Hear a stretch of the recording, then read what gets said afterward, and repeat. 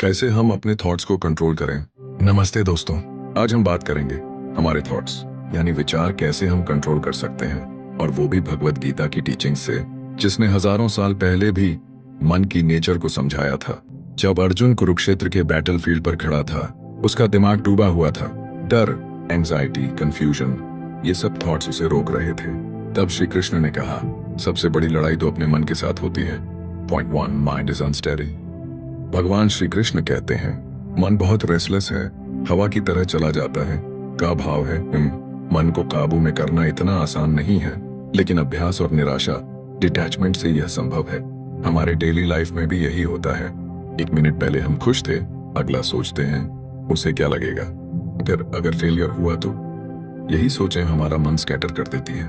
Point 2, practice and awareness. Gita कहती है, मन को कंट्रोल करने का तरीका है लगातार प्रैक्टिस, यानी माइंडफुलनेस, मेडिटेशन, सेल्फ अवेयरनेस। मान लो आप एग्जाम के लिए पढ़ रहे हो, हर बार क्या होगा अगर मैं फेल हो गया, ये थॉट्स आपको डिस्ट्रैक्ट करते हैं। सॉल्यूशन, आप धीरे धीरे ध्यान लगाते रहो, 2-3 डीप ब्रेथ्स लो, वापस प्रेजेंट में आओ। यही प्रैक्टिस है गीता वाला अभ्यास। पॉइंट 3, कर्म योगा एंड डिटैचमेंट। अब एक और शक्तिशाली टीचिंग, कर्म करो, फल की चिंता मत करो। गीता कहती है, तुम्हारा अधिकार कर्म करने में है, फल में नहीं।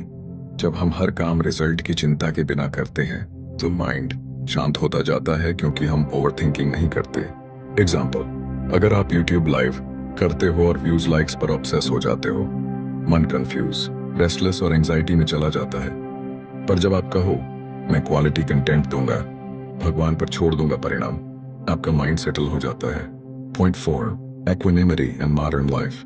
गीता में यह भी बताया गया है, जो व्यक्ति सुख दुख में समान है, वही बुद्धिमान है। इमेजिन, आपका ऑफिस में बॉस का मूड चेंज हो गया। एक दिन तारीफ, अगले दिन क्रिटिसिज्म। अगर आप उनके वर्ड्स पे रिएक्ट करते हो, तो आप एवरीडे इमोशनल रोलर कोस्टर में रहते हो। पर अगर आप समझते हो ये मोमेंट भी टेम्पररी है, आपका माइंड स्थिर रह सकता है। यही समत्वम है। Conclusion, call to action. हमारा माइंड रेस्टलेस है, गीता ने खुद कहा है।